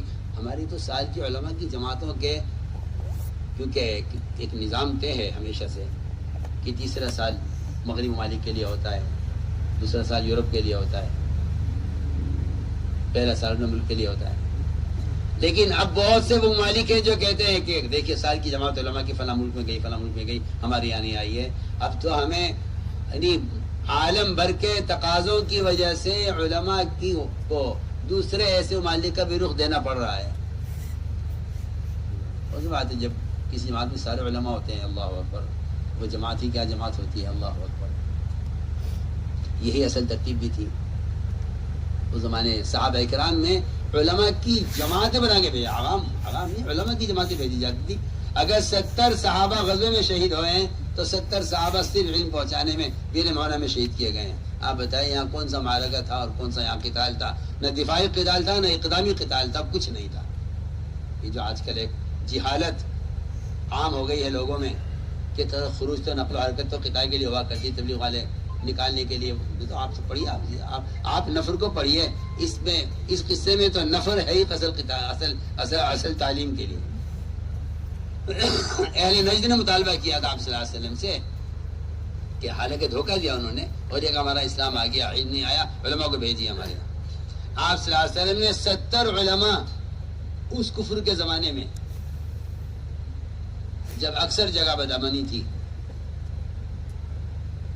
اور عجیب بات ہے کہ اتنی بدامنی کے زمانے میں یہ علماء کی جماعت نکلی, ان میں سے کسی کے پاس ہتھیار نہیں تھا. جو آپ کا خیال ہے کہ بھئی وہ تو خروج تو نفر تو قتال کے لیے ہوتا ہے, اس بات کو تو ایسا بند کر دیا گیا کہ اب تو عوام یہ سمجھتی ہے کہ صرف خروج غزوات کے لیے ہوگا, تو صحابہ کا اسی کے لیے فضائل ہیں, اسی کے لیے نکلنے کے پر وعدے ہیں, اور اس میں نہ نکلنے پر وعید اسی قتال کے لیے ہیں. یہ بھی خیال بالکل باطل خیال ہے. آپ اس میں غور کر لیجیے. 70 علماء, ایک دو نہیں, 70 علماء آپ نے چنے, سب کے سب علماء تھے, قراء علماء کو کہا جاتا تھا اس زمانے میں. اور آپ نے ان کو روانہ کیا اور یہ سب نہتے تھے، ہتھیار کسی کے پاس نہیں، ہم تو تعلیم دینے کے لیے جا رہے ہیں، ہم کو خدا کی تھوڑی جا رہے ہیں کیا ہتھیار لے کے نکلے. ان سب کو شہید کیا گیا پہلے سے لے کے آخر تک. اللہ ہمارے نبی کو خبر کر دیجیے گا مسئلہ یہ ہوا. 70 علماء شہید کیے گئے ہیں صرف امت کو تعلیم دینے کے لیے مدینے سے روانہ کیے گئے نجد کے علاقے میں، بین مونا میں شہید کیے گئے. اس لیے ہماری آپ سے یہ درخواست ہے کہ آپ کا کام، آپ کا وقت تبلیغی جماعت کے لیے نہیں چاہیے، آپ کا وقت امت کی تعلیم کے لیے چاہیے. اور آج یہ کہ ہم تو تعلیم دے رہے ہیں، ہاں بے شک آپ تعلیم دے رہے ہیں، اس میں کوئی شک نہیں ہے، اس میں کوئی دو رائے نہیں ہے، اس فریضے کوئی انکار نہیں ہے. لیکن آپ کے علم میں جتنا حصہ اس طالب کا ہے جو آپ کے حلقے میں بیٹھا ہوا ہے مدرسے میں، اتنا حصہ ان عوام کا ہے جن کو اس مدرسے سے کوئی علم سے کوئی سروکار نہیں ہے. وفی اموالہم حق للسائل والمحروم، یہ مال کے بارے میں حکم ہے، تو بتائیے علم کے بارے میں علم کے بارے میں کیا حکم ہوگا جو اس کی آخرت کی ہمیشہ کی زندگی کا مدار علم پر ہے. مالداروں کے مال میں دونوں کا حق ہے، سائل کا بھی ہے، غیر سائل کا بھی ہے. میں کہتا ہوں تو علم میں سائل کا حق ہے تو غیر سائل کا بھی تو حق ہے نا. آپ صلی اللہ علیہ وسلم کا خود طالب تیار کرنا اور مستفتی تیار کرنا. اللہ جزائے خیر دے. ہمارے مفتی شبیر صاحب دامت برکاتہم شاہی کے بڑا اہم موضوع چھڑا ہوا تھا، علماء جمع تھے اور بہت ہی زیادہ یعنی بہت اہم موضوع پر غور کیا جا رہا تھا. اچانک ایک بالکل عام آدمی پینٹ شرٹ پہنے ہوئے ننگے سر وہ آیا کہ دیا مجھے ایک مسئلہ معلوم کرنا. وہ فوراً چھوڑا سب کو. آپ اس کو محاضرہ کہیے یا جو ہے کیا کہتے ہیں فقہ سیمینار کہیے، چھوڑ کے ایک دم اٹھ گئے، اس کے پاس بیٹھ کے جا کے ہاں بھائی بتا کیا بات ہے. میں نے کہا اگر واقعی محمد صلی اللہ علیہ وسلم کی اس عوام کو تعلیم دینے کی سنت کا اگر واقعی یہ آدمی اس کی عملی علامت ہے، میں تو پورے یقین کے ساتھ کہتا ہوں اگر واقعی اس بات کو ہمارے علماء بہت پہلے سمجھ لیتے تو آج امت کے جیل کا یہ حال نہ ہو. جیل کا یہ حال نہ ہو. میں نے تو صاف عرض کیا ہے کہ مدارس جتنے بھی مدارس ہیں دنیا میں بڑے چھوٹے، ان سب مدارس کو چاہیے کہ یہ اطراف کی ساری مسجدوں میں مسائل کے حلقے قائم کرنے کے لیے اپنے طلبہ کی بھی اور اپنے مدرسے کے علماء کی بھی ترتیب بنا دیں. میں تو صاف کہتا ہوں کہ آپ ماشاءاللہ آپ حضرات مدارس قائم کرتے ہیں، مدارس بناتے ہیں. آپ کو عوام کو تعلیم دینے کے لیے اضافی مدرس رکھنے چاہیے. آپ صلی اللہ علیہ وسلم کی کہ صحابہ میں اضافی مدرس اضافی معلم تھے جن کا تو قاضی بھیجا کرتے ہیں. صرف میں کہتا ہوں کہ منبر سے واعظ ہو جائے، یہ اس سے میں آپ کو میری بات اگر سمجھ میں نہیں آئے گی تو اعتراض ہوگا. میں تو صاحب کہتا ہوں، میں تو اس بارے میں پوری طرح بدنام ہوں کہ صاحب آپ سے کہ آپ منبر کے واعظ کو علم سمجھتے ہیں. میرے نزدیک اس سے تعلیم کا مسئلہ حل نہیں ہوتا. آپ میری بات کو مانے یا نہ مانے. شب معراج ہوئی تو معراج پہ واعظ ہو گیا، شب قدر آئے تو شب قدر پہ واعظ ہو گیا. جو بیٹھ کے واعظ سننے رو رہے ہیں آپ پکڑ کے بیٹھ کے پوچھ لیجیے سورہ فاتحہ یاد ہے اس کو. یعنی میں آپ کو بتانا چاہتا ہوں کہ امت نے اپنے اندر کے جذبات کو دین سمجھ لیا ہے. جذبات دین نہیں ہے، فرائض دین ہے. میں کیسے میں تو خود اعتراف کرتا ہوں کہ میں اپنے دل کی بات میں سمجھا نہیں پاتا. میں تو خود اس کا معترف ہوں. میرا اشارہ آپ سمجھ کر اس کو سلیقے سے کہہ لیں، سلیقے سے کر لیں تو آپ کو مجھ پہ احسان ہوگا. آپ مجھ پہ احسان ہوگا.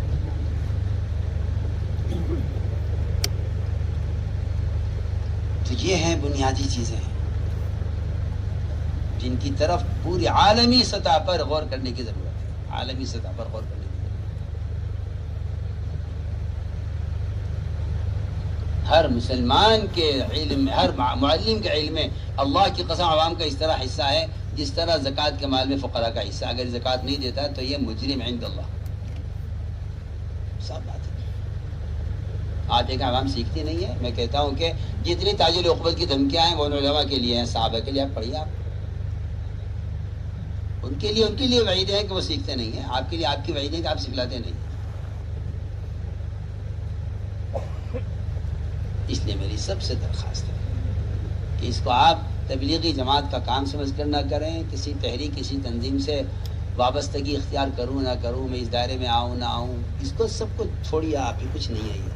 یہ عوام کی خیالات ہیں اور یہ باطل تصورات ہیں۔ مجھے اللہ نے علم دیا ہے، اس علم میں عوام کا کیا حصہ ہے اور میری کیا ذمہ داری ہے، آپ اس کو غور کیجئے۔ اگر یہ فکر پیدا ہو گیا ہے تو میں کہتا ہوں کہ پھر جو ایک طریقہ کار ہے اس کا قبول کرنا بہت آسان ہے، اور اگر کوئی مقصد بنیاد مقصد نہیں ہے کوئی، تو پھر وہی بات ہے کہ آپ کی تنظیم ہے، ہماری تنظیم ہے، آپ کا کام ہے، ہمارا کام ہے۔ ہم تو مدارس کا، علماء کا تعاون چاہتے ہیں، تبلیغی جماعت کے لیے نہیں، امت کے لیے جاتا ہے، صاف بات ہے، تبلیغی جماعت کے لیے نہیں، امت کے لیے جاتا ہے۔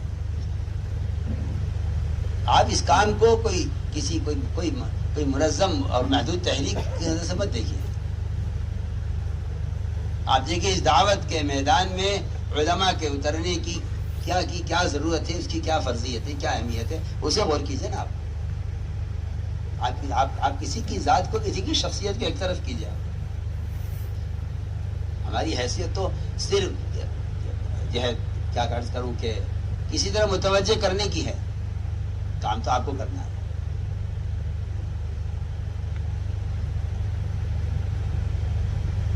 اس میں کوئی شک نہیں ہے کہ آپ کی مشغولی ہے، آپ کے اوپر ذمہ داریاں ہیں، لیکن میں پھر عرض کرتا ہوں کہ عوام کی ذمہ داری اتنی ہے جتنی ہے طالب کی ذمہ داری ہے۔ میں اس کے لیے عرض کر چکا ہوں کہ آپ صلی اللہ علیہ وسلم نے ممبر سے اتر کر صحابہ کو اس کا سبق دیا ہے کہ تم پر بھی کل یہ وقت آئے گا کہ تم بھی کسی ممبر پر ہوگے، جب عوام آئیں تو پھر تمہیں چاہیے کہ ان کی ضرورت کو مقدم کرنا، اس لیے کہ یہ جو بیٹھے ہوئے ہیں یہ زوائد حاصل کر رہے ہیں، سیکھ رہے ہیں، یہ آنے والے کو زیادہ اہم ضرورت ہے، اس کی ضرورت زیادہ اہم ہے۔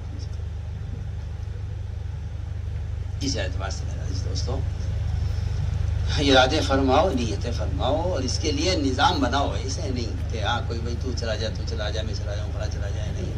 اس کے لیے ایک نظام قائم ہونا چاہیے، اور سال بھر کے لیے پورے سال تعلیم کے ساتھ دعوت کا کیا مطلب؟ دعوت کا مطلب یہی ہے، دعوت کا مطلب ہی تعلیم ہے۔ میں تو پھر بار بار کہتا ہوں یہ تبلیغ تعلیم کو ایسا لوگوں نے پھاڑ کے الگ کیا ہے، جبکہ اس میں آپس میں ایسا تلازم ہے، اور جس چیز میں تلازم ہوتا ہے وہ ایک دوسرے کے متبادل نہیں ہو سکتی۔ اس کے لیے ہماری آپ سے درخواست ہے کہ آپ حضرات جتنا جلد ہو سکے انتظام کر کے، وہ بھی جو فارغ ہیں وہ تو فوراً پہلے سال کے لیے، دوسرے سال کے لیے، تیسرے سال کے لیے ہمت کر کے فرمائیں۔ ماشاءاللہ فرمائے میں نبی صاحب وادی سے تیسرے سال کے لیے، ماشاءاللہ دوسرے سال کے، بمبئی میں تو بڑی استعداد ہے۔ مولانا طارق صاحب دوسرا سال، مولانا طارق صاحب دوسرے سال، مولانا مزمل صاحب تیسرا سال، مولانا حنزلہ تیسرا سال، اشتیاق احمد صاحب دوسرا سال، مولوی فہد دوسرا سال، ماشاءاللہ پہلا سال 2 بیٹوں کے ساتھ، ایک گھر سے ماشاءاللہ 3 افراد سال کے لیے، ماشاءاللہ فہیم صاحب، اللہ بہت قبول فرمائے۔ مولانا التمش صاحب تیسرا سال، التمش تیسرے سال کے لیے، اللہ قبول فرمائے، ماشاءاللہ۔ مولانا عبدالعلیم دوسرا سال، ماشاءاللہ۔ مولانا توفیق کیا کہہ رہے، دوسرا سال، ماشاءاللہ۔ دوسرے سال کی حلقہ کھار سے مکمل جماعت، دوسرے سال کی۔ مولوی مونس پہلا سال، ماشاءاللہ۔ دونوں بیٹے عالم ہیں ماشاءاللہ. باپ پہلا سال مولانا تیسرے سال کے. اللہ زکی صاحب، سعید صاحب، مولانا سعید صاحب پہلا سال، مولانا سلمان تیسرا سال، مولوی سلمان تیسرا سال، ماشاءاللہ. مولانا عبد الرحمان صاحب پہلا سال. ماشاءاللہ ماشاءاللہ. ماشاء اللہ. تیسرا سال کیا نام؟ مولانا حمزہ صاحب پہلا سال. ماشاء اللہ. ماشاءاللہ. کیرلا والے حضرات تیسرے سال کے لیے ماشاءاللہ. مولانا شعیب دوسرا سال، مفتی انس کرناٹک تیسرا سال. تیسرا سال. اللہ بے انتہا قبول فرمائے. ماشاء اللہ. دوسرا سال اللہ بہت قبول فرمائے. اور فرمائے یہ پورا عملہ نیت کرے انشاءاللہ 3 سال پورے عالم میں پھر کر پورے عالم کا جائزہ لے کر انشاءاللہ اپنے علم کو امت کے ایک ایک فرد تک پہنچائیں گے. اللہ بہت قبول فرمائے. اللہ بہت ہی خیر کا معاملہ فرمائے. السلام علیکم. ہم تو آپ سب سے مصافحہ کرتے ہیں، اپنے گناہوں کی معافی کے لیے کرتے ہیں، مغفرت کے لیے، لیکن وقت بہت لگ جائے گا. اگر ہم سلام کر لیں آپ جواب دے دیں. السلام علیکم. تشریف رکھیں، ابھی تشکیل پوری ہوگی. تشریف رکھیں، تشریف رکھیں. ابھی بہت کام باقی ہے. جن کا سال لگ گیا ہے، جو دوسرے سال کا